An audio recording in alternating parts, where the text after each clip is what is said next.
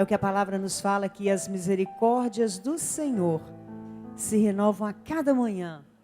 Todos os dias Deus faz milagres na nossa vida. Todos os dias o Senhor nos concede a oportunidade de agradecer e reconhecer que Ele está no controle, que Ele nos ama e que Ele quer que a nossa vida, que tudo o que fizermos, seja para a glória do Senhor. Que Deus abençoe essa manhã, que Deus abençoe a sua vida, que Deus abençoe a sua família, para que onde você estiver, a luz de Jesus possa brilhar. Onde você estiver, que vejam que o Senhor é Deus da sua vida. Antes que eu me esqueça, os irmãos que estão aqui, que participam do seminário, não deixem de assinar a lista de presença, tá bom? E no final da EBD, procurem com a gente o seu certificado. Eu vou convidar os irmãos a se colocar de pé e abrir a palavra do Senhor, um texto bem pequenininho da palavra. Pequenininho e que nós conhecemos muito. Oséias, no capítulo 6, verso 3.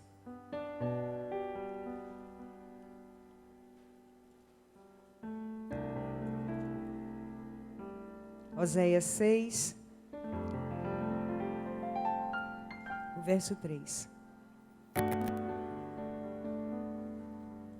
Amém? Acharam Oséias? Logo depois de Daniel. Oséias 6, 3. Conheçamos e prossigamos em conhecer ao Senhor. Eu quero ouvir a igreja falando.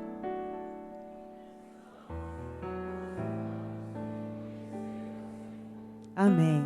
Irmãos, o povo de Deus estava sendo destruído porque lhe faltava conhecimento de Deus. É a oportunidade que temos de conhecer ao Senhor todos os dias, através da sua palavra. Mas hoje, quando nos encontramos aqui, quando viemos à escola bíblica, é a oportunidade que o Senhor nos concede de conhecer a sua palavra, guardar a palavra no coração para não pecar contra o Senhor e não sermos destruídos pelo pecado, não sermos afastados do Senhor pelo domínio da nossa vontade, mas que Jesus reine no nosso coração através da palavra dele. Vamos orar.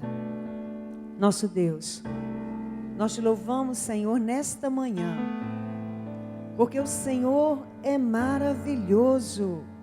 Não existe Deus como o Senhor, Deus do céu e da terra, Deus Criador, Deus tremendo em bondade, em amor, em misericórdia, Deus que se importa. Deus, o Senhor se importa com cada um de nós aqui.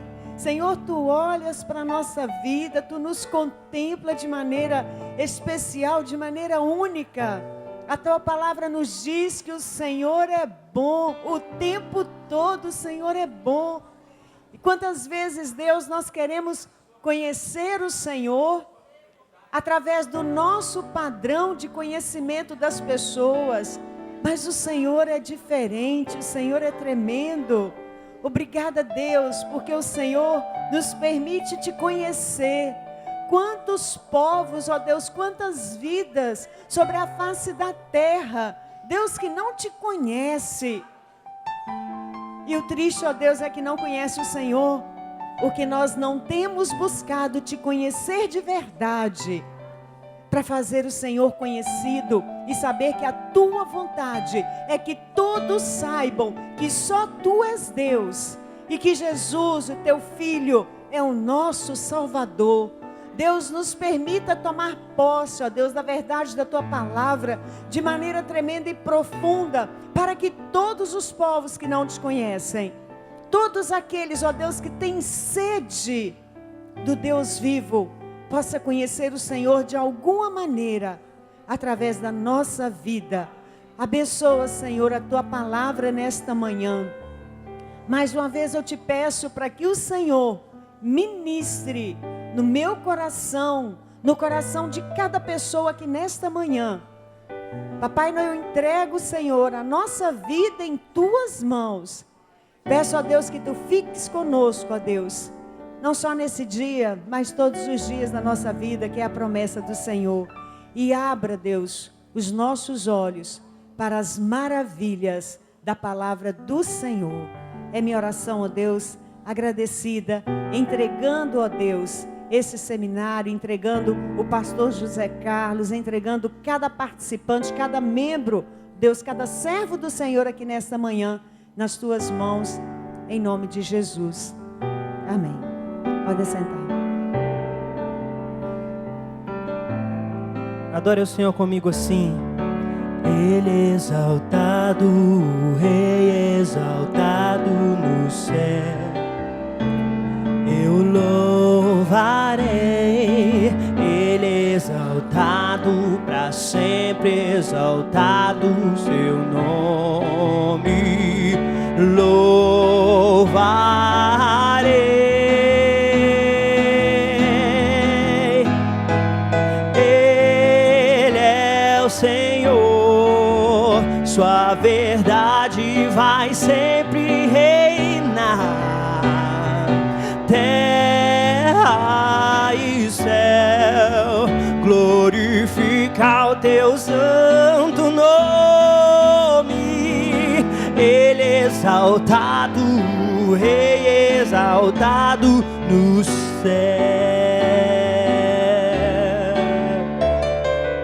Ele é exaltado, o Rei exaltado no céu.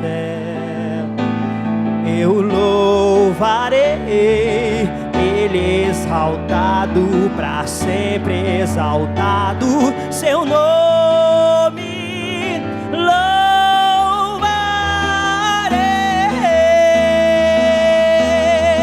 Ele é o Senhor, Ele é o Senhor, tua verdade vai sempre reinar. Terra e céu, glorifica o teu santo nome. Ele é exaltado, o Rei exaltado no céu. Ele é o Senhor, Ele é o Senhor, sua verdade vai sempre reinar. Terra e céu, glorifica o teu santo nome. Ele é exaltado, o Rei exaltado no céu. Ele é exaltado, o Rei exaltado no céu. Aleluia.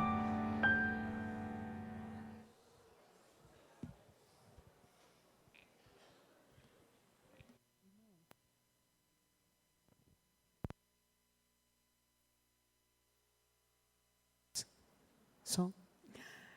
Está me dando pegadinha esse microfone aí. Irmãos, eu gostaria de pedir que, como é classe única, os irmãos ajuntassem mais. Nós temos irmãos de outras igrejas também que estão participando conosco nesta manhã. Então, vai haver necessidade de aproveitarmos bastante o espaço aí. Aqui na frente tem muito lugar, então quem está chegando vem para cá, mas os irmãos fiquem mais juntinhos, tá bom? O ar-condicionado está ligado, não vai dar para sentir muito calor, não. Mas vamos ajuntar bem para que caibam todos aqui e a gente possa desfrutar da palavra.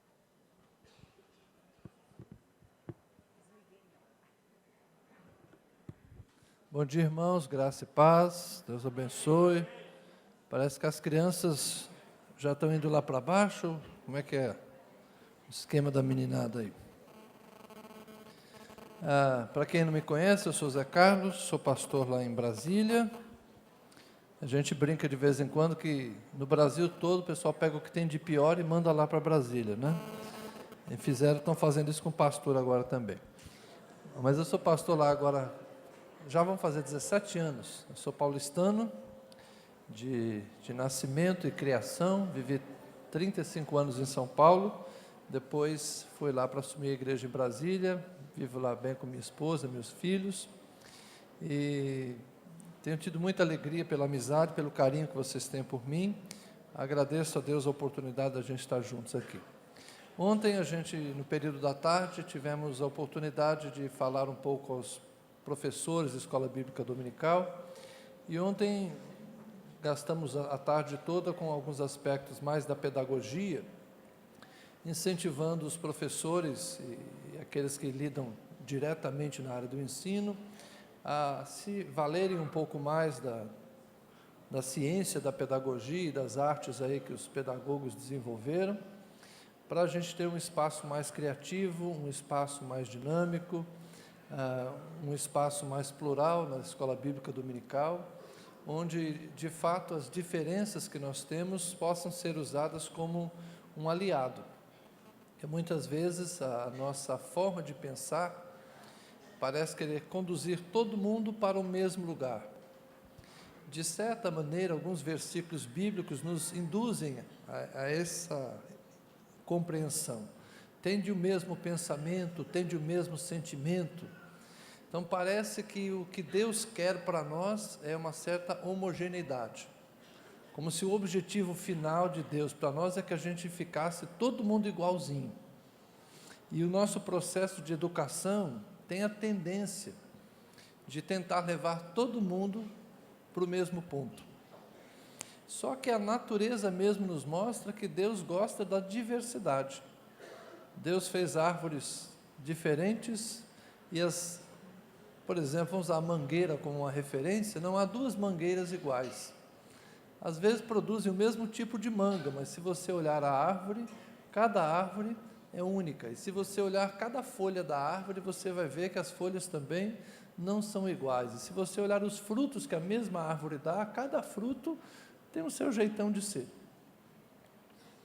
Então, na natureza, não há homogeneidade. E se a gente partir para analisar a riqueza, é a diversidade. A gente é rico na diversidade.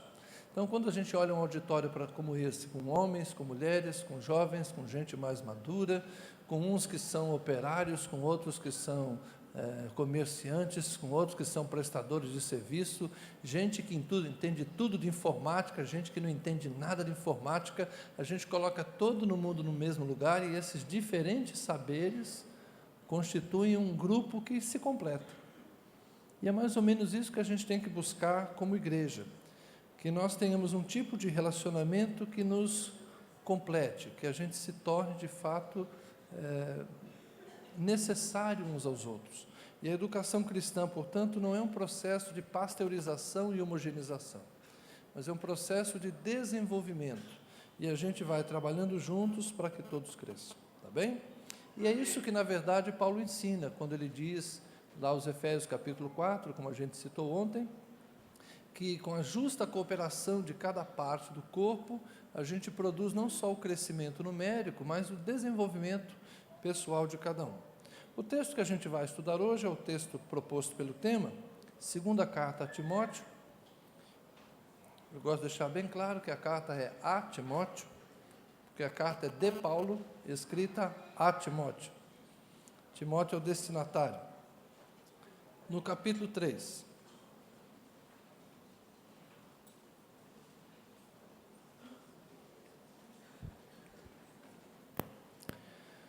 Os versos 16 e 17. Este é o texto tema do seminário. Aqui na frente tem lugar ainda, gente. Podem vir mais aqui para frente. O pessoal que está chegando lá do fundo. Nas 4 filas de bancos, há lugares aqui na frente. Segunda carta de Paulo a Timóteo, capítulo 3, versos 16 e 17.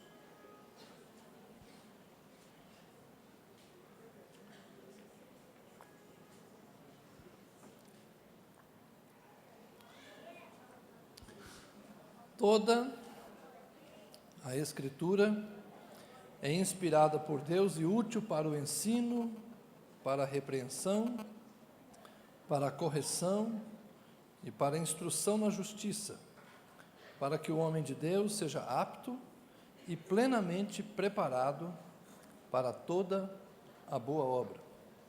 Amém? O homem de Deus, a mulher de Deus, o moço, a moça de Deus, a criança de Deus e até o velhinho, a velhinha de Deus, seja apto e plenamente preparado para toda boa obra. Senhor, abençoa-nos nessa manhã, dá-nos a Tua graça e que compartilhar a Tua palavra seja de fato agradável, instrutivo e edificante para todos nós. Amém. Tem muita coisa aqui que a gente podia começar a questionar. Primeiro, o que é toda a Escritura? O que significa toda a Escritura? Uma vez que o Novo Testamento ainda não estava reunido. Paulo está escrevendo algo que hoje para nós faz parte da Escritura. Mas naquela época ele não tinha a menor ideia de que a carta que ele escreveu para Timóteo ia virar a Bíblia. Ele imagina que está escrevendo uma carta pessoal para um obreiro que ele tinha como filho. 2 séculos depois, essa carta ainda é lida num monte de lugares e as pessoas acreditam que a carta é de Paulo e vão fazendo cópias e cópias e cópias, e esse negócio circula nas igrejas. Aí, lá pelo ano 300, ele diz: tem muito texto, tem muita carta, tem muita história, vamos começar a definir o que é sério, o que não é, o que é Bíblia, o que não é. E eles passam 100 anos, os bispos lá discutindo, até que lá pelo ano 400, arredondar aqui um pouco, eles vão definir: isso aqui é Bíblia, isso aqui é Novo Testamento. E os judeus fizeram mais ou menos a mesma coisa, discutindo entre os muitos textos religiosos que existiam, quais eram os livros que deveriam compor os escritos sagrados deles. Então, os judeus definiram o que é Antigo Testamento, os cristãos definiram o que é Novo Testamento, depois alguém resolveu juntar tudo. Gutenberg inventou a imprensa, o primeiro livro que ele imprimiu foi a Bíblia, não é? Em latim, ninguém sabia ler, mas tudo bem, e depois a coisa foi sendo traduzida, as versões foram sendo feitas, e hoje nós temos aí no mundo todo uma série de Bíblias. Mas a Bíblia evangélica tem 66 livros, a Bíblia católica tem 73, se me falha a memória, não é? A Bíblia, lá tem uma seita lá na África que tem 96. Um monte de livros que a gente não aceita, eles aceitam. É um problema deles, né?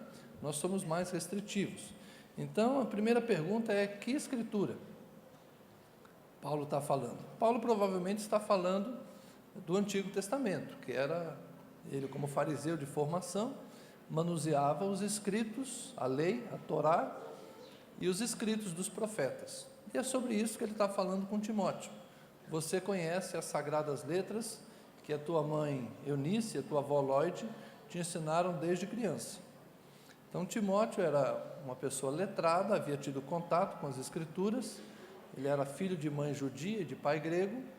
Então, Timóteo aprendeu, né? Naquela época já havia Septuaginta, tradução para o grego, só que isso não era coisa que se achava em qualquer lugar.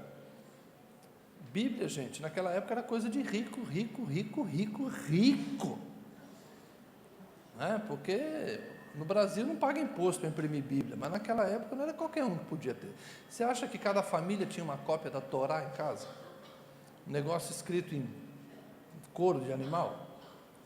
Quando a sinagoga tinha a coleção completa, era uma sinagoga riquíssima. A Torá não era uma coisa disponível em todas as casas, em todas as famílias. Aquele texto de Lucas capítulo 4, que Jesus se levantou e foi lá à frente na sinagoga de Nazaré, abriu o livro.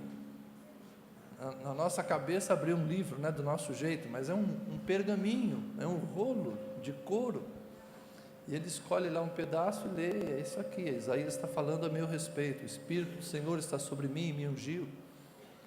Então, o texto bíblico não era um texto disponível para todas as pessoas, não estava em todas as casas, em todas as prateleiras, atrás da porta da gente, com Salmo 91 para espantar mau espírito, e na porta da frente: o Senhor é meu pastor, para causar uma boa impressão, né?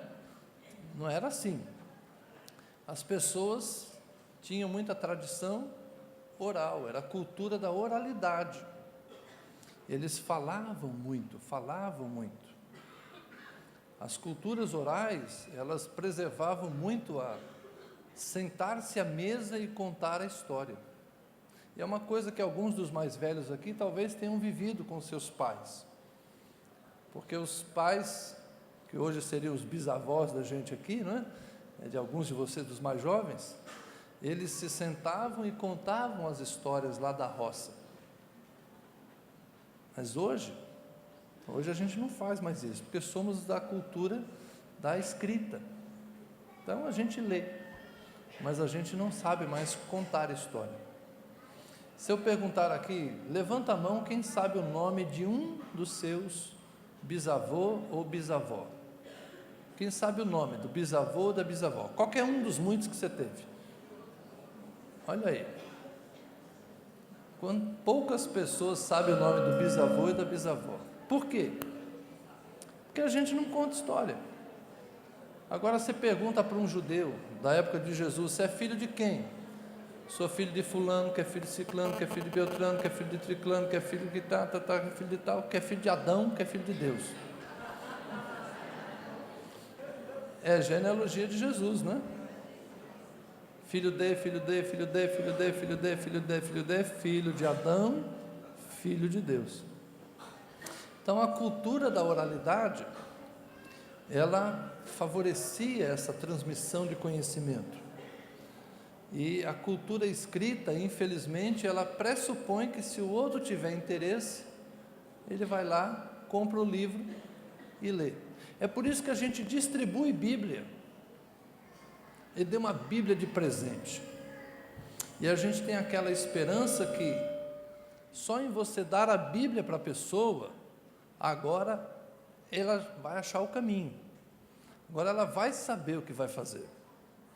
É mais ou menos como você chegar para uma criança de 7 anos, entregar o celular para ela e dizer assim, olha, tem um negocinho aqui que chama GPS, tá? Você digita aqui o endereço lá de casa e o GPS vai te mostrar o caminho, aí você chega em qualquer lugar. Hoje a gente está fazendo isso para caminho, né? Para onde você vai? Ó, manda a localização no Waze, manda a localização no Google, Hoje a gente chega com esses recursos tecnológicos. Ficou mais fácil chegar em qualquer lugar. Eu estou fazendo casamento nos lugares que eu nem sabia que existia. O pessoal acha umas chácaras para casar que só Deus e o pastor é que vão ter que achar, né? Mas é assim, pastor, eu coloquei a localização no Waze. Pode ver que se eu chegar lá, facilzinho. O Waze leva lá na porta. Mas você vai chegar para uma criança de 7 anos, e imagina que ela vai conseguir? Ou então, será que o vovô de 70 anos vai dar conta de usar essa tecnologia? Ele vai dizer, esse negócio eu não entendo, vocês podem vir me buscar em casa, senão eu não vou. É uma questão das ferramentas disponíveis e do que a gente faz. Então, com a Bíblia é mais ou menos isso, a gente entrega uma Bíblia para a pessoa e acha que ela já vai achar o caminho do céu. Não é? Entreguei o céu, olha, coloquei essa alma perdida no céu, porque agora eu dei para ela um mapa. Não, é o manual do construtor que a gente diz, né? Isso aqui é o manual do construtor. Com a Bíblia você entende tudo, irmão. Será que é tão fácil assim? Toda a Escritura, a Escritura toda, um negócio tão grande, 66 livros, escrito em hebraico, escrito em grego, traduzidos por um de um jeito, traduzidos por outro de uma maneira diferente, interpretado numa igreja de um jeito, interpretado na outra igreja de outro, e aí você compra uma Bíblia de estudo, parece que cada um tem uma opinião, e você compra aqueles comentários bíblicos achando, agora meu problema está resolvido, e você lê aquele comentário e acredita em tudo, aí você compra um segundo comentário, e você vê que um diz uma coisa, o outro diz outra, e você fala, caramba, eu pensei que eu estava facilitando a minha vida, agora eu estou complicando. Antes as coisas que eram fáceis estão ficando mais difíceis para mim. E é verdade. A Bíblia é um livro que a gente morre estudando e só faz aumentar a nossa ignorância. Porque para cada coisa que você começa a entender, você descobre mais 3 ou 4 que ainda precisa estudar. Quanto mais eu estudo a Bíblia, mais eu percebo que sou ignorante. Quanto mais eu adquiro conhecimento, mais eu percebo que me falta conhecimento. Eu aprendi tal coisa, mas por causa de ter estudado esses versículos aqui, surgiram novas questões na minha cabeça, e agora eu vou começar a trabalhar estas novas questões. Mas estas novas questões vão me levar a outras questões. E assim, infinitamente, a gente tem perguntas à Escritura, perguntas acerca de Deus, e é isso que nos desafia e nos produz em nós o desejo de crescimento e de desenvolvimento. Por isso que a gente tem que estudar. Porque quando a gente estuda, a gente se pergunta. Quando a gente se pergunta, a gente começa a aprender. E isso é que gera desenvolvimento. Quando você se conforma com a ignorância, você morre naquela estatura, às vezes medíocre até. Mas quando você é desafiado a crescer, você vai mais longe. Então, toda a Escritura, ela é útil e inspirada. Deus está nesse negócio aqui. Esse negócio de Bíblia é sério. É palavra de Deus. E ela é útil para quê? Para o ensino, para a repreensão, para a correção e para a instrução na justiça. O que é ensino? Ensino é a mesma palavra que a gente usa para doutrina. É curioso como nós evangélicos não gostamos da palavra doutrina. A gente diz assim, olha, esse negócio de doutrina, culto de doutrina, você quer ficar me doutrinando, a doutrina dessa igreja. Irmãos, doutrina é a mesma coisa que ensino. É mais ou menos como metodologia. A palavra método, metodologia, tem a ver com caminho. É o caminho. Qual o seu jeito de fazer a coisa? Por onde você vai? Essa é a sua metodologia. O que você ensina? Essa é a sua doutrina. Às vezes as pessoas confundem costumes com doutrina. Esse é um erro que muita gente tem.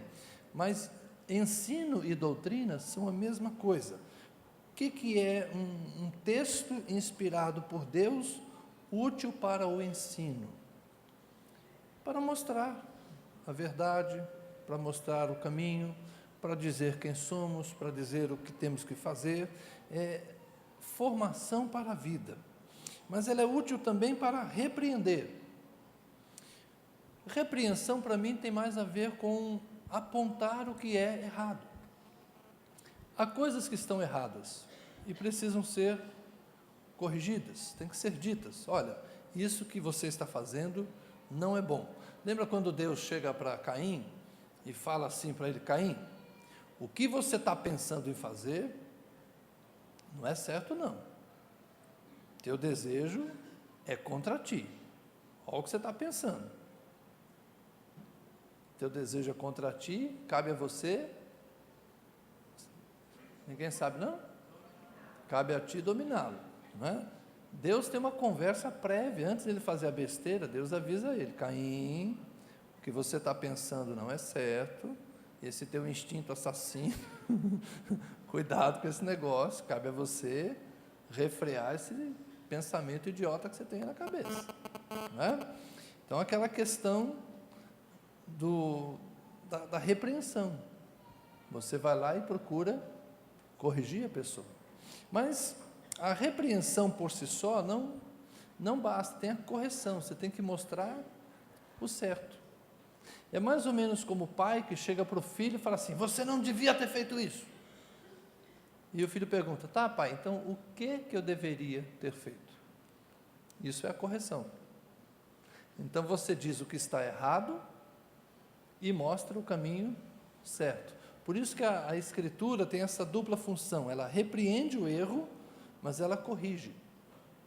Ela mostra o caminho certo. E muitas vezes na nossa educação cristã, nós não nos preocupamos muito com isso.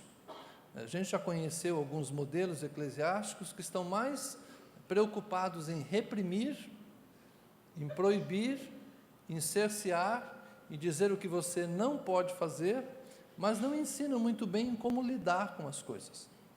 Você não pode isso. Por que eu não posso? Porque não pode e acabou. Tá, e o que eu devo fazer? Vai orar, o Espírito Santo vai te revelar. Então são aquelas coisas que falta argumento, falta base para mostrar um caminho positivo, um caminho certo. A gente tem que ter um domínio da Escritura suficiente para reprimir o que está errado, mas também apontar o caminho certo. Parece que isso não é tão difícil, mas as circunstâncias da vida hoje são tão complexas que muitas vezes, de fato, a gente precisa dizer: vamos orar um pouquinho mais sobre essa questão. Porque tem horas que a gente não sabe exatamente o que fazer. A gente sabe o que não fazer, mas ainda não temos uma clara percepção do que fazer. E, sendo honesto, tem hora que a gente tem que dizer para a pessoa: vamos orar um pouco mais sobre isso, para que Deus nos dê uma direção mais clara. Enquanto Deus não falar, vamos ficar aqui onde estamos. É mais ou menos como Israel no deserto. Quando a nuvem andava, o povo andava. Se a nuvem parava, o povo parava. Eu creio que certas horas a gente tem que ter essa sensibilidade. Temos uma direção clara, temos um discernimento claro, temos uma orientação explícita da Escritura, não há o que perguntar, está aqui no texto, o que a gente tem que fazer? Então vamos embora, vamos fazer. Alguma coisa não está clara na nossa cabeça, a gente não tem um discernimento preciso, vamos aguardar para que Deus fale. E isso tem a ver com a instrução na justiça. Como é que a gente vive a vida justa, santa e piedosa? Interessante que para Paulo, justiça tem muito a ver com aquela forma de falar do justo, por exemplo, no livro dos Provérbios. O que é a justiça? Hoje, quando a gente fala em justiça no Brasil, é Operação Lava Jato. A gente pensa em juiz, advogado, promotor, tribunal, lei, Código Civil, Código Penal. Justiça para nós hoje está associado a julgamento e o poder judiciário, de forma geral. Mas na linguagem bíblica, justiça é apenas, e apenas mesmo, a forma correta de viver a vida. O que é toda a justiça do reino? Buscai, primeiramente, o reino de Deus e a sua justiça. É claro que justiça aí não é tribunal. Buscar o reino de Deus e a sua justiça é: busquem o reino de Deus, o governo de Deus e a sua forma de proceder no mundo. Como é que se vive segundo os valores do reino de Deus? Justiça, neste verso, significa isso.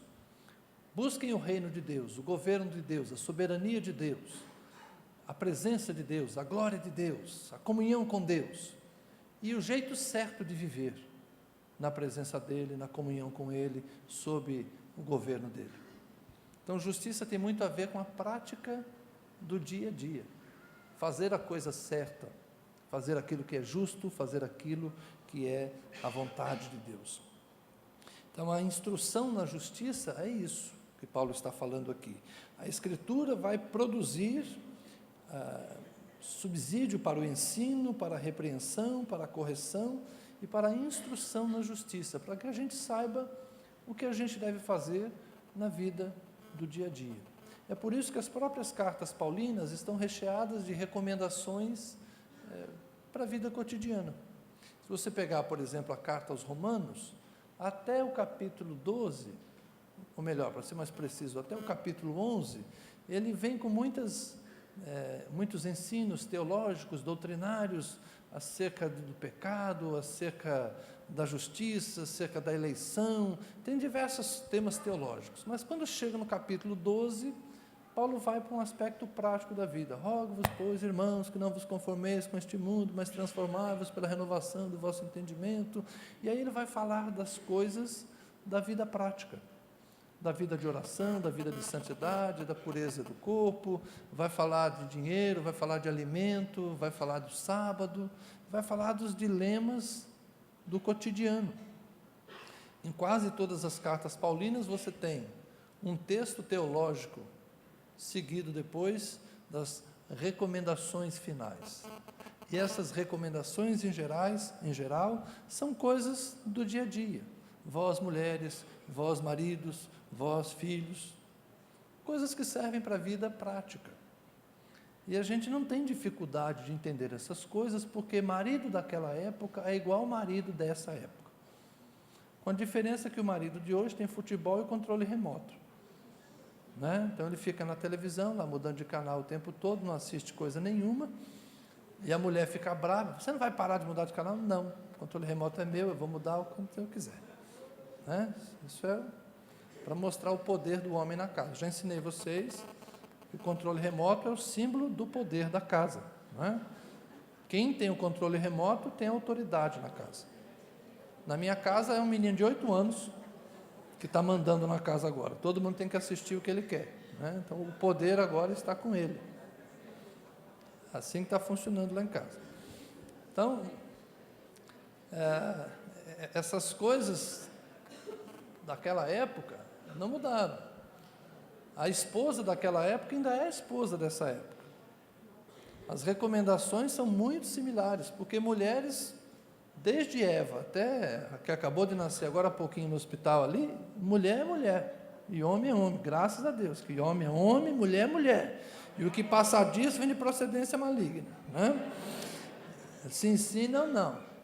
Mas essas questões todas da vida prática, como lidar com dinheiro, o que é verdade, os vícios, os desvios de conduta, isso não é tão diferente.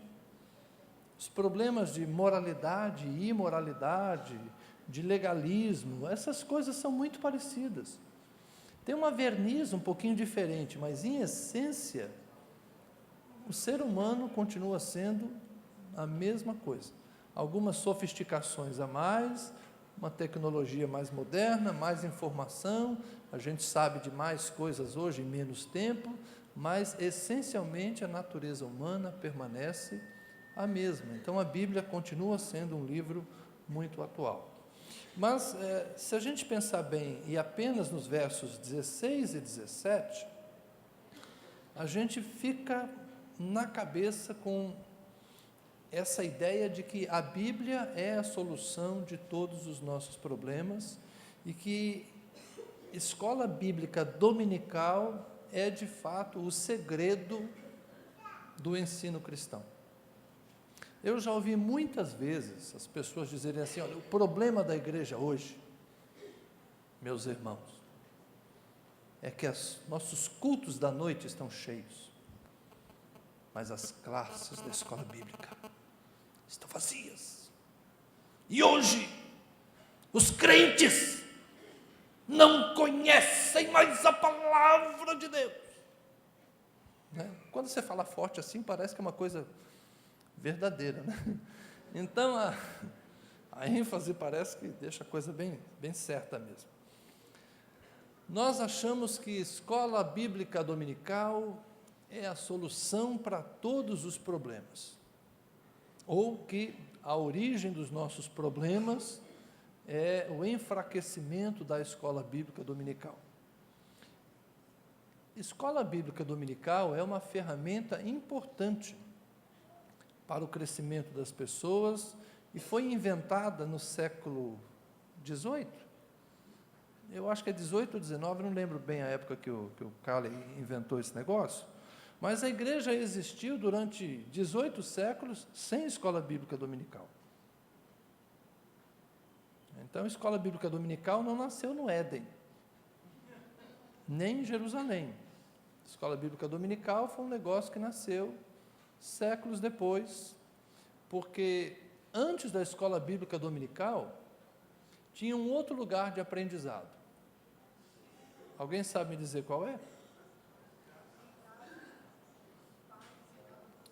Em casa com os pais. O problema da nossa cultura hoje não é a falta ou baixa frequência na escola dominical. O problema da nossa formação religiosa hoje é o enfraquecimento da família.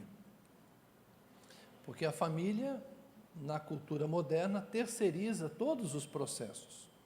Eu ensinei meus filhos a nadarem. Ensinei, logo cedo, quando eu tinha um pouquinho de tamanho. Sempre a gente achava alguém que tinha mais dinheiro, tinha uma piscina, né? A gente ia lá então, ou levava no clube. Eu lembro de segurar meu filho, minha filha pela barriga, bate o pé, segura aqui, vai lá. Eu ensinei a nadar o básico. Meu neto foi para uma escolinha de natação, porque meu filho não tem tempo para ensinar meu neto a nadar. Eu aprendi a andar de bicicleta Aprendi a jogar futebol com a minha mãe. Minha mãe, com 4 filhos homens, levava a gente para jogar bola, né, nos gramados que tinha perto da Marginal Tietê. Eu já joguei bola perto da Marginal Tietê. Pode um negócio desse? E eu depois me lembro que quando eu tive meu primeiro fusquinha, eu enchia meu fusquinha de menino e levava meus filhos e meus sobrinhos e às vezes alguns vizinhos para jogarem bola. Hoje o pai deixa o filho na escolinha de futebol, vai para o shopping pagar as contas e resolver alguma coisa, vai lá no banco, vai fazer não sei o quê, depois ele volta e pega o filho na escolinha de futebol. E é assim que a vida está funcionando hoje. Os pais não participam de alguns processos naturais de envolvimento. Ensinar a andar de bicicleta. Eu lembro do meu irmão mais velho segurando a minha primeira Caloi. Aliás, não, a Caloi era do outro. E eles me ensinando a andar de bicicleta. São processos que a gente participava com mais facilidade. Hoje, quando você vai ver, os pais e as mães não têm o mesmo vínculo. Ensinar os mais jovens a cozinhar. Quantas moças hoje não sabem cozinhar? Por quê? Porque a mãe não tem prazer de ensinar, ela não tem vontade de aprender, ela fala que ela não vai ser dona de casa, ela vai ser advogada. Minha filha mesmo é uma delas, né? Minha filha foi aprender a cozinhar quando passou um período fora, foi estudar fora 5 meses, 6 meses, aí teve que se virar, lavar a roupa dela, passar a roupa dela, se é que ela passou roupa alguma vez lá, né? Cozinhar, foi aprender a fazer as coisas dela. Quando voltou, pensei, agora ela vai ser diferente, né? Agora ela já teve que cuidar dela, piorou. Aí que ela montou de vez na gente, e estou eu lá passando a roupa dela, a mãe dela cozinhando para ela, e tá lá, né? Se um dia precisar fazer, ela faz, mas como a gente faz tudo, por que ela vai fazer? Então, hoje ela sabe, mas continua não fazendo. Depois você deleta isso, que se um dia ela vê isso na internet, ela vai me matar. Então, o processo de ensinar os filhos e as filhas, eles, com a urbanização, mudaram bastante, a terceirização. E na religião não é diferente. Na religião, nós não ensinamos os nossos filhos, nós trazemos as crianças na escola bíblica dominical para elas aprenderem. Nós matriculamos os nossos filhos na escola cristã Shalom. Não sei se é esse o nome da escola, mas é mais ou menos isso, né? A gente matricula o filho numa escola cristã, para que na escola ele aprenda os valores cristãos, e nós estamos pagando os professores para isso. Olha que investimento maravilhoso nós estamos fazendo, e de fato é. Se você pode colocar seu filho numa escola cristã, principalmente ligada a Shalom, faça isso, é uma bênção. Mas isso não tira o seu dever de, em casa, orar com seu filho e ensinar seu filho. A questão é que nós não temos tempo para isso. A família moderna tem uma agenda mais complicada. E é por isso que eu quero voltar no texto com vocês, para ver que o ensino cristão é mais do que ensinar a Bíblia. O texto começa no verso 10, 2 Timóteo 3,10. Essa mania que a gente tem de ler só o finzinho de uma perícope, de um trecho, às vezes não nos permite perceber toda a riqueza. 2 Timóteo 3,10 começa a argumentação que vai ser concluída com o verso 17. O obreiro aprovado para toda boa obra de Deus. Como é que a gente prepara uma pessoa plenamente, olha como é que vai terminar lá, plenamente aprovado para toda boa obra. Plenamente é um termo amplo. Completamente preparado para toda boa obra. É só com a EBD que a gente vai fazer isso? Não. Vamos lá. Verso 10. Você tem seguido de perto o meu ensino, a minha conduta, o meu propósito, a minha fé, a minha paciência, o meu amor, a minha perseverança, as perseguições e os sofrimentos que enfrentei, coisas que me aconteceram em Antioquia, Icônio e Listra, Paulo foi apedrejado numa dessas cidades e dado como morto. Quanta perseguição suportei dos judeus, mas de todas essas coisas o Senhor me livrou. De fato, todos os que desejam viver piedosamente em Cristo Jesus serão perseguidos. Contudo, os perversos e impostores irão de mal a pior, enganando e sendo enganados. Quanto a você, porém, permaneça nas coisas que aprendeu e das quais tem convicção, pois você sabe de quem aprendeu. Porque desde criança você conhece as sagradas letras, que são capazes de torná-lo sábio para a salvação mediante a fé em Jesus Cristo. Toda a Escritura é inspirada por Deus e útil para o ensino, para a repreensão, para a correção, para a instrução na justiça, para que o homem de Deus seja apto e plenamente preparado para toda boa obra. Desde criança você conhece as sagradas letras. Na primeira carta ele vai dizer que você aprendeu com sua mãe Eunice e com sua avó Lloyd. E essas sagradas letras são capazes de torná-lo sábio para a salvação mediante a fé em Jesus Cristo. Jesus disse: examinai as Escrituras, são elas que testificam de mim. Quando Jesus fala, conhecereis a verdade vos libertará. Será que Jesus está falando da Bíblia ou está falando dele? Em geral, nós pensamos que Jesus está falando da Bíblia, né?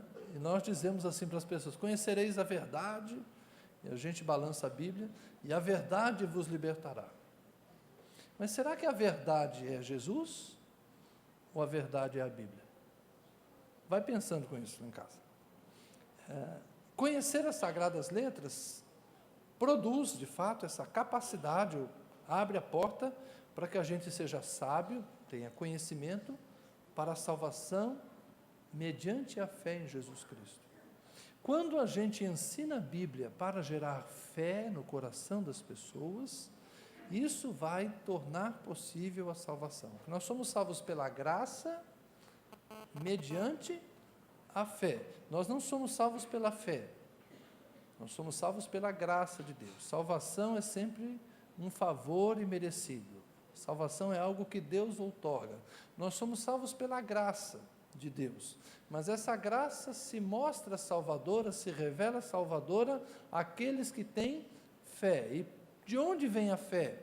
A fé vem pelo ouvir. E ouvir o quê? A palavra de Deus. E o que é a palavra de Deus para nós? Esse é o problema, não é a Bíblia. A gente tem uma ideia que sempre que a Bíblia fala a palavra de Deus, dá a impressão que está falando dela mesma. A Bíblia refere-se a si mesmo como as Escrituras. Quando a Bíblia fala a palavra de Deus, a Bíblia está falando que Deus fala. E Deus fala como?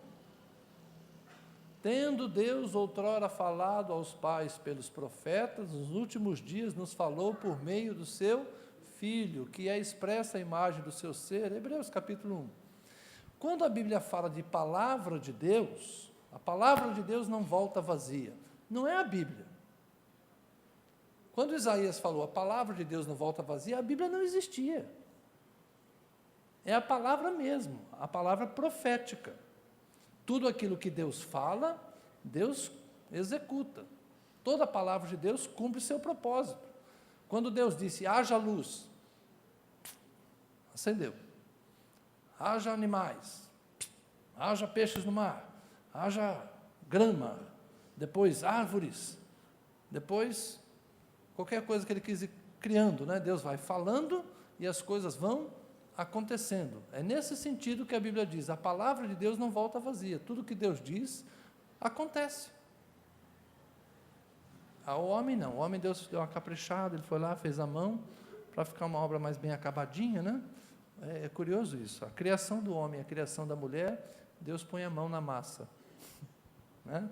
Deus faz o homem do pó da terra, mas isso deixa para lá, é outra história.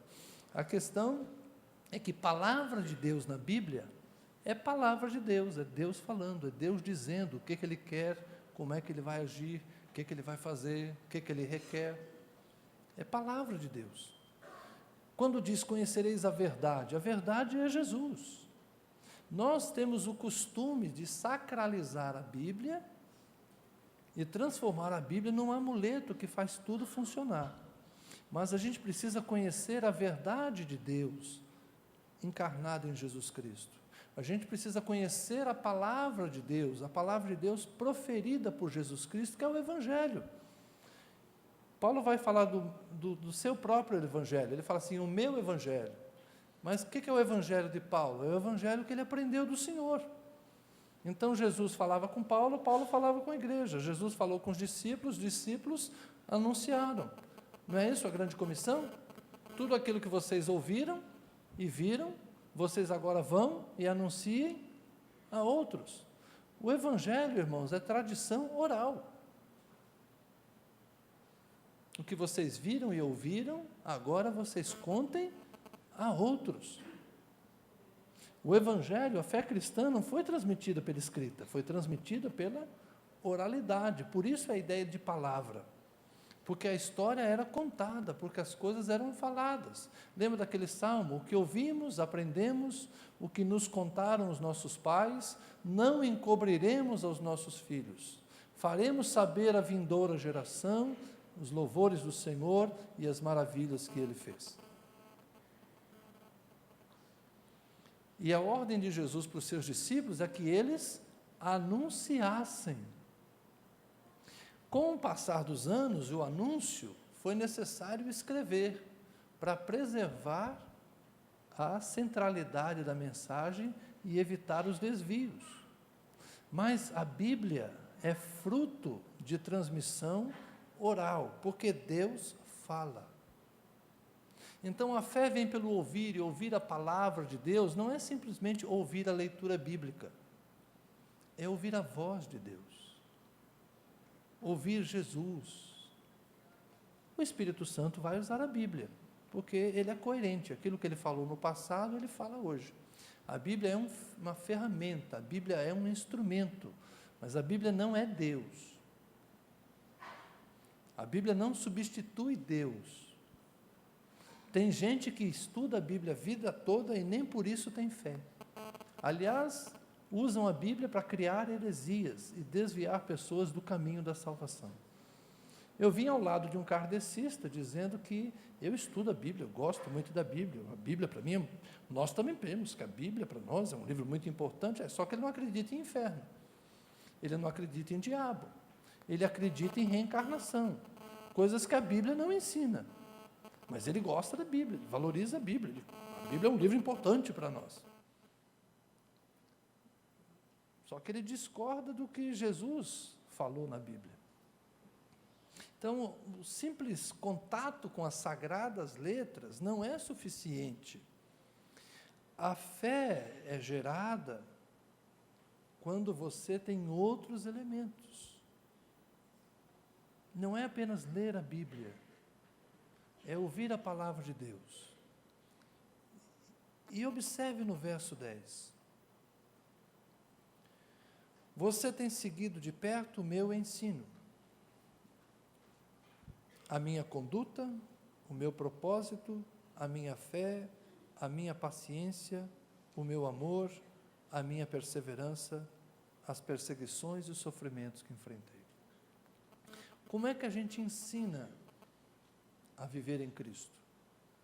Como é que a gente ensina uma vida cristã que produza fé e torne a pessoa sábia para a salvação?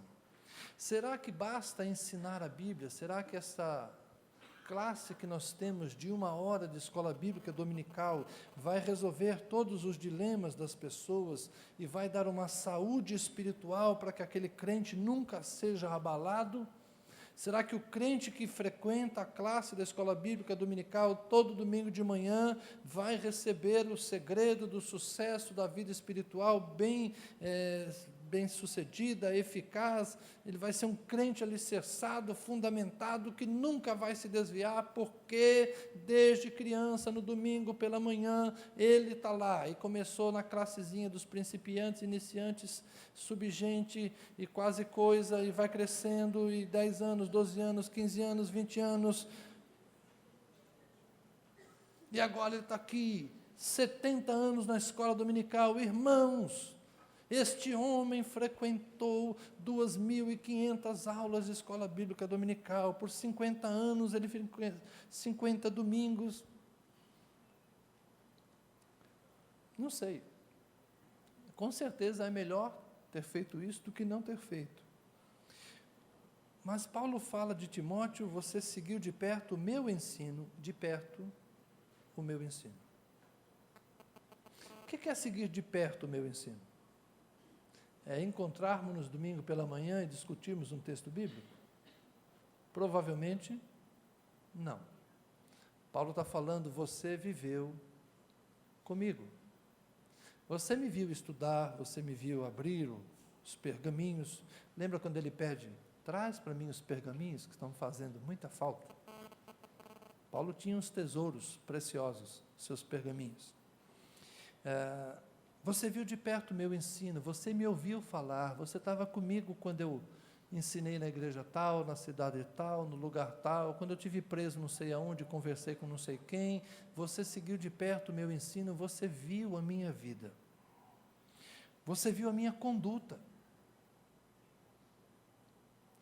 Vocês sabem que os nossos filhos aprendem muito mais com aquilo que a gente faz do que com aquilo que a gente fala. É uma coisa engraçada você ver um menininho imitando o comportamento do pai. Eu tenho um sobrinho, né?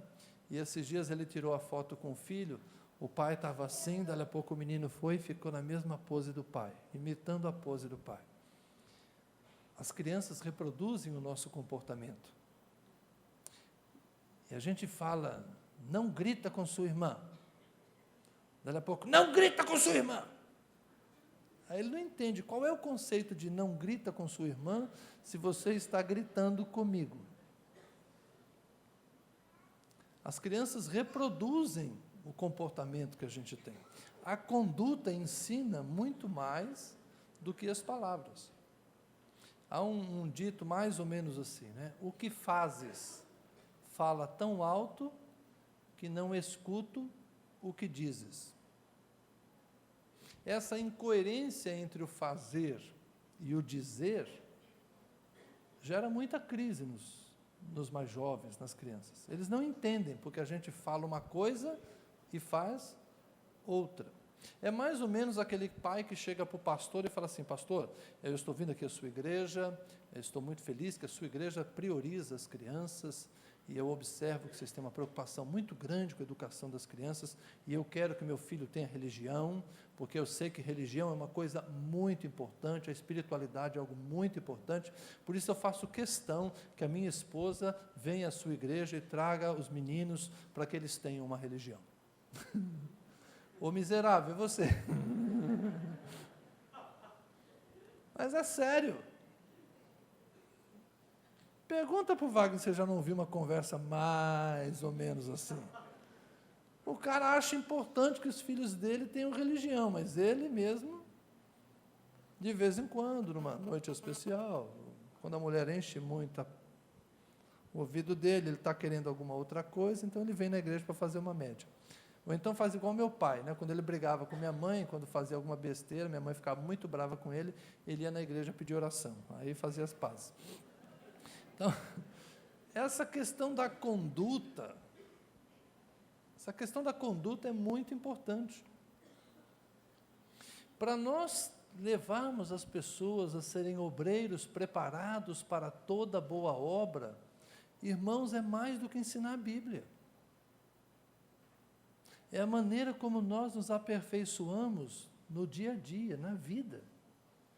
Tem um provérbio lá do Salomão que é assim como o ferro afia o ferro, o irmão aperfeiçoa o irmão. É na convivência que a gente se aperfeiçoa. Não é na revistinha, não é no livrinho. Eu gosto muito da estratégia moderna das células, moderna não, né? Vamos dizer que é antiga, na estrutura de células e grupos pequenos. Por que os grupos pequenos têm mais chance de êxito? Porque há uma convivência mais próxima. Mas se essa convivência ficar na superficialidade, é a mesma coisa que as metodologias antigas. Nós temos que ter um crente maduro ajudando um crente que está ainda amadurecendo. E um ensina o outro, um revitaliza a vida do outro e um aprende com o outro. Nós precisamos de mais profundidade no relacionamento, onde a gente observe de fato a conduta um do outro. E a conduta nas pequenas coisas e nas grandes coisas. Você já foi alguma vez num restaurante chique que você não sabia como é que se comia? Começam a colocar um monte de coisa na sua frente e você fala, ferrou. Nunca fui preparado para um momento como esse. Que talher eu uso? Qual o seu comportamento nessa hora? O que você faz? Você é o primeiro a comer? Você é o último. Você começa o quê? A observar. O outro pegou tal coisa, então é assim que eu faço. Qualquer pessoa inteligente vai fazer isso. Agora, isso vale para a vida, irmãos. O menino que está doido para dirigir, com 15, 16 anos, ele não vê a hora de pegar o carro do pai, ele gosta de sentar em que banco? Na frente. Por quê? Ele vai olhando como é que funciona o pé, como é que funciona a mão, como é que está. Um dia ele vai lá, entra no carro e fala, eu dou conta. Meu filho uma vez arriscou fazer isso, quase que meteu o carro no muro lá atrás. Né? Ele engatou a ré e o carro foi. Bom, desejo de dirigir. Achou que podia. Por quê? Porque ele observava. A gente aprende assim. Então, esse negócio de conduta tem a ver com essa capacidade que nós temos de aprender por observação.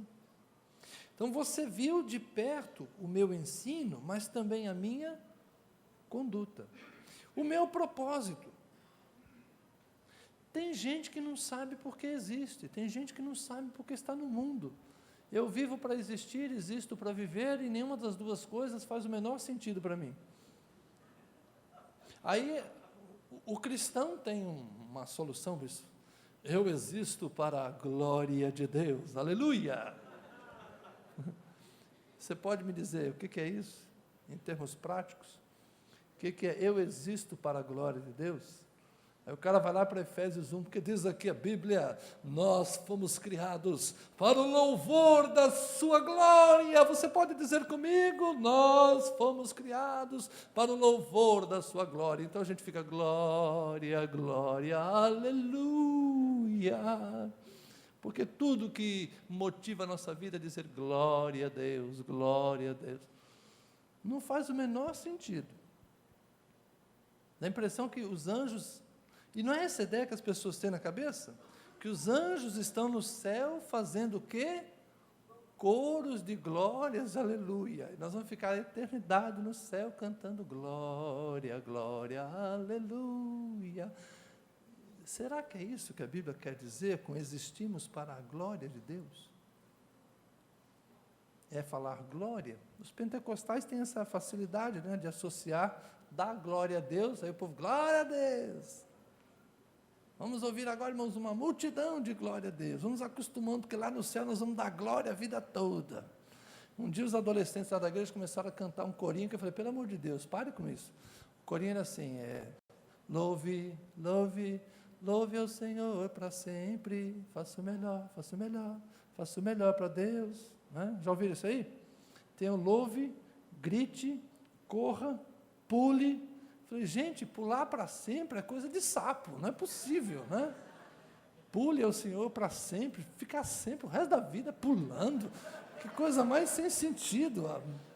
Não dá para mudar os verbos, não, de corra, pule, salte, grite, mas é coisa de adolescente, né? Esse negócio para mexer, sacudir a ossada. Mas sempre é muito tempo para pular. Então, qual o seu propósito na vida? Olha os propósitos que as músicas colocam na vida, né? Corra, grite, salte. E é isso que a moçada está cantando. Né? Eu quero saltar, eu quero pular, eu quero correr. E por quê? Porque eu sou livre, eu sou livre, eu sou livre para correr, livre para pular, livre para gritar. Uhul. Que porcaria de liberdade é essa? Livre para correr, para gritar? Os meus dilemas existenciais não se resolvem com livre para correr, livre para pular, livre para gritar, livre para dançar. Esqueci que tem um quarto verbo aí, que é o dançar. Não é? é uma liberdade muito simplória. É uma liberdade muito simplória. Então, a vida está ficando muito superficial. Qual o sentido de propósito da vida? Nós não pensamos nisso. Qual o propósito da minha vida? Eu existo para a glória de Deus. Tá, isso é uma frase bíblica, teológica, mas o que quer dizer isso na prática? Eu sou livre para correr, para pular, para gritar. Tá. Qual é o propósito da vida? Timóteo sabia o propósito da vida de Paulo. Ele fala assim: eu não me casei, eu não tenho esposa, porque a minha causa é pregar o Evangelho. E se eu casar, eu não tenho direito de ficar arrastando uma mulher para todo canto. Então eu não caso, não casei, não casarei, porque o meu propósito é anunciar o Evangelho a todas as criaturas. Paulo sabia por que ele deveria viver. Porque Jesus apareceu para ele e disse: olha, você me persegue, mas é o seguinte, e você pode ler isso em Atos, quando Jesus diz para ele: importa que você dê testemunho a autoridades e a lugares, tal. Jesus vai dizer para ele: e você vai passar por muitos sofrimentos por minha causa. Quando Jesus chamou Paulo, já disse o que ia acontecer com ele. E Paulo aceitou. Quando ele diz assim, acabei a carreira, é porque ele sabia que tinha cumprido as suas tarefas. Paulo não vivia por acaso.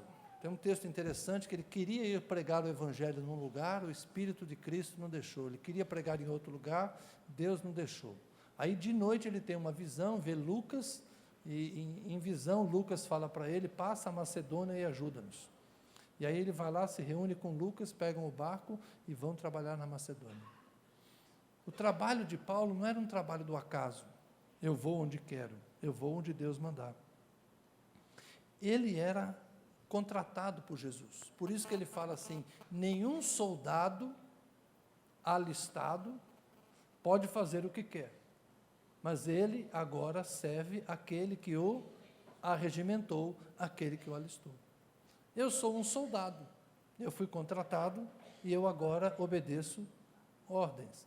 Paulo era um cara que tinha propósito para a vida.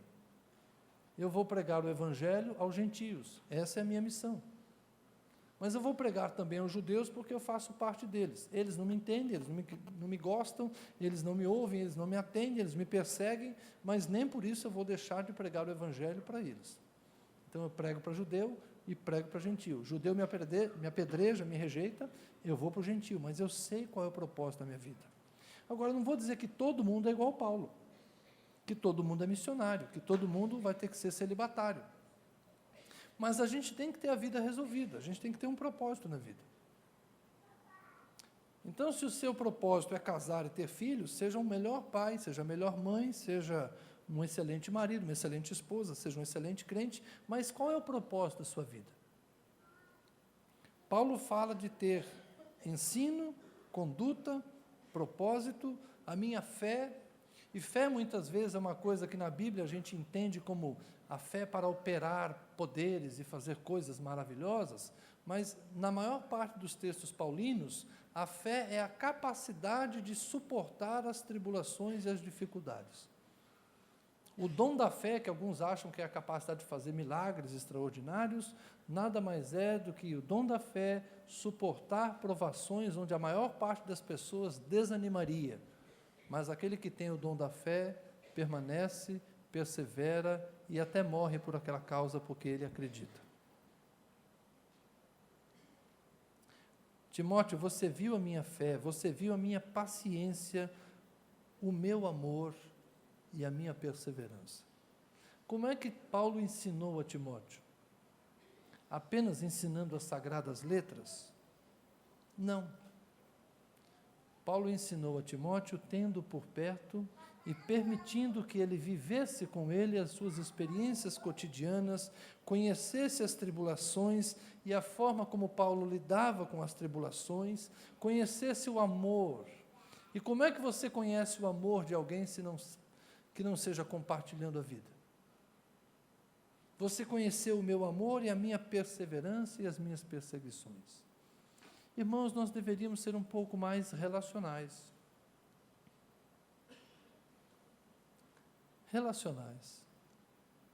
Porque quando nós lidamos com o sofrimento aos olhos dos outros, nós estamos estimulando as pessoas a acharem um caminho para o sucesso, ou para a sobrevivência.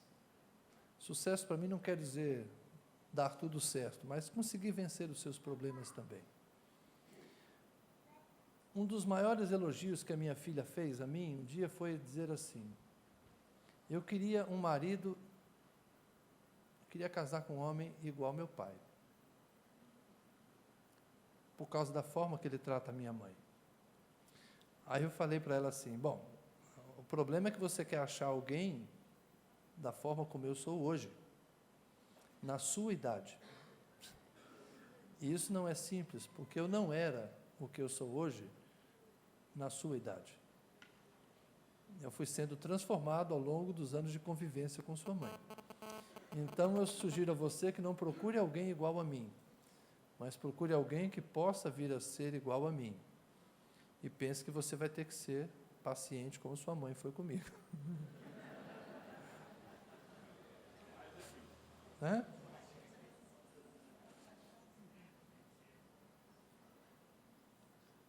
Um dia uma amiga dela falou assim: eu queria que meu pai fosse 10% do que seu pai é para você.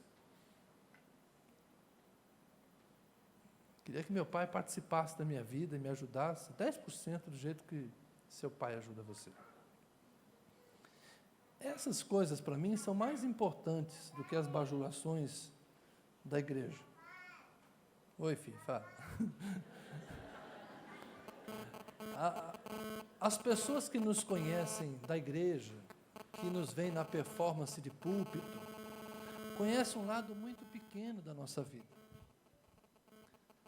As pessoas que nos conhecem das nossas tarefas... Será que é o meu? Espero que não. Deixa eu desligar o bichinho aqui. As pessoas que nos conhecem das nossas tarefas laborais nos conhecem muito superficialmente. Quem conhece a minha vida, de fato, é minha esposa, são meus filhos, aqueles irmãos da igreja que estão mais perto de mim. Vocês sabem que eu presidi a CBN durante alguns anos, e isso gera muita percepção às pessoas, porque você se torna uma figura pública, que viaja, está um dia aqui, um dia ali, mas as pessoas te avaliam por aquilo que você fala no espaço público. Mas é no privado, é na vida privada que você de fato é o que é. E quem partilha da tua vida privada é que te conhece. Então, ter o respeito dos filhos, ter o respeito da esposa, é muito mais difícil, inclusive como pastor. Ter o respeito dos amigos com quem você compartilha, de fato, a sua vida, os seus desafios. Alguns sabem que há pouco tempo, quase um ano atrás, faleceu o pastor Lucimar. Lucimar foi meu companheiro de viagem durante muito tempo. Nós trabalhamos juntos muito tempo, e era o meu amigo e confidente. Ele é responsável pela minha ida a Brasília. De certa forma, ele abriu a oportunidade para que eu fosse a Brasília, e quando eu cheguei em Brasília, ele veio me visitar em casa e falou assim: vou fazer com você, para que você não diga o que eu digo, que nenhum pastor veio me visitar quando eu cheguei na cidade. Então, eu estou te visitando para que você não possa dizer isso, porque eu estou te visitando, e para dizer: bem-vindo, que bom que você veio para essa cidade. Então, Lucimar, durante 16 anos, foi o meu amigo, de viajar, de estar junto, da gente compartilhar as coisas de família. E como ele faz falta para mim. Porque é o amigo que pode dizer para você: Zé, isso que você está pensando não é certo. Você não devia fazer isso. É o amigo que pode falar. Então, quando a gente pensa em preparar todo homem de Deus para toda boa obra, lamento dizer a vocês, não é a escola bíblica dominical que vai fazer isso. Desculpa se eu estou frustrando a intenção do nosso seminário, mas eu quero dizer que a gente tem que ir além. O ensino bíblico é uma ferramenta, mas a vida é a verdadeira escola. A vida é a escola. Na época de Jesus, para ensinar os discípulos, ele disse para eles: deixem as redes, deixem os barcos. Mateus, deixe a banquinha de coleta de impostos e segue-me.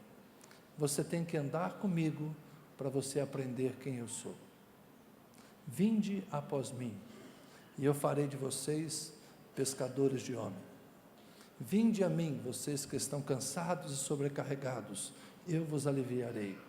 Aprendei de mim, que sou manso e humilde. Como é que você aprende mansidão? Como é que você aprende humildade? Tem que andar junto. Então nós temos que transpor essa ideia de que a mera transmissão de conhecimento modela caráter. Transmissão de conhecimento gera conhecimento. E muito conhecimento, conforme Paulo, 1 Coríntios 8, gera orgulho. Transmitir conhecimento, às vezes, cria pessoas arrogantes. A convivência, a vida, gera humanidade. A vida humaniza, a vida aproxima, a vida modela. A conduta modela muito mais do que as palavras ditas. Como a gente precisa de gente que nos conheça sem máscaras, de gente que nos conheça com autenticidade. Esse é o problema de muitos casamentos. No namoro a gente não sabe direito quem é. Não é que a gente esconde, não. Nem competência para esconder a gente tem. É falta de autoconhecimento mesmo. A gente vai se conhecer quando sai da casa do pai e da mãe e começa a gerir a própria casa. E aí as nossas fragilidades, inconsistências aparecem. Aí as nossas incompetências se manifestam e as crises começam a acontecer e a gente precisa de alguns anos para se ajustar e aprender a ser quem é. E é por isso que muitos casamentos não sobrevivem aos 5 primeiros anos. Porque são 2 indivíduos que estão se formando e formando um novo lar, mas eles não têm a paciência para se aperfeiçoar um ao outro. E às vezes o que eles achavam que tinham em comum é muito pouco para sustentar a relação. Porque a gente vai se definir ao longo dos anos, a gente vai se aperfeiçoar com o tempo. Jesus ensinou que o vinho novo envelhece dentro de um odre novo, mas que o melhor vinho é o vinho velho. Então você precisa passar pelas etapas da vida para chegar a ser vinho velho, e o vinho velho é que é bom. A maturidade, o crescimento, a firmeza, isso demanda tempo, e eu espero que a gente tenha a oportunidade de conviver para lá adiante. Podemos olhar uns para os outros e dizer: aqui está um homem, aqui está uma mulher, preparado para toda boa obra, preparado para a vida, para ser pai, para ser mãe, para ser avô, para ser cidadão, para ser líder na igreja, para ser diácono, para ser tesoureiro, para ser qualquer coisa. Ele está preparado para qualquer coisa, porque ele foi modelado por Jesus Cristo, convivendo com os discípulos de Jesus. Amém? A gente só vai ficar parecido com Jesus andando com os discípulos de Jesus.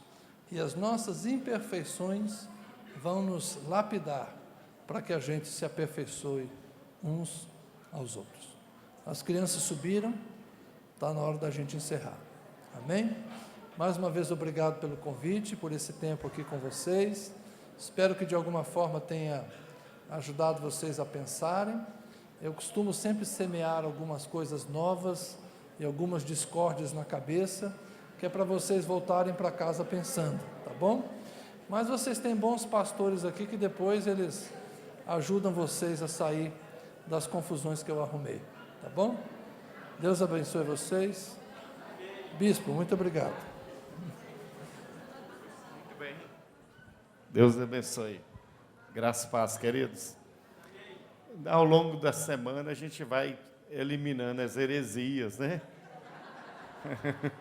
Devagarzinho a gente vai tirando, é difícil, né? Eu falei com ele, o pessoal não fala muita heresia, não. É coisa de, às vezes, algumas brincadeiras de pastores, né?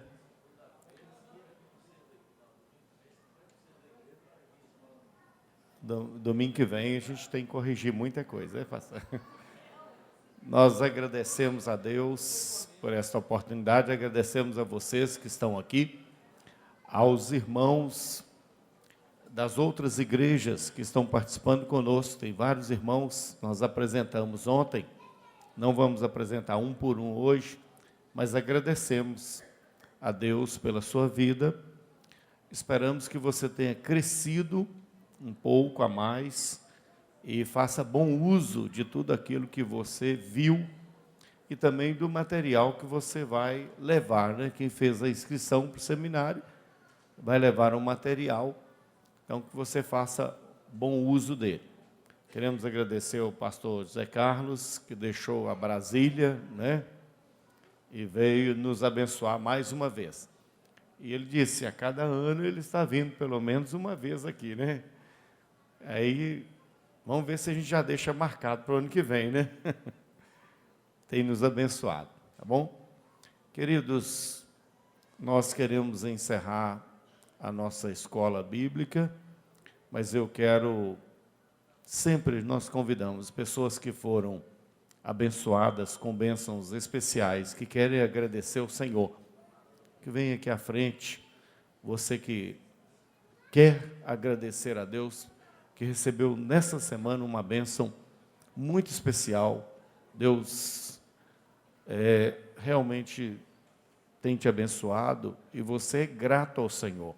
Ao fato de vir à frente, você está dizendo, fui abençoado, sou grato a Deus por isso, reconheço que é o Senhor quem fez isso na minha vida.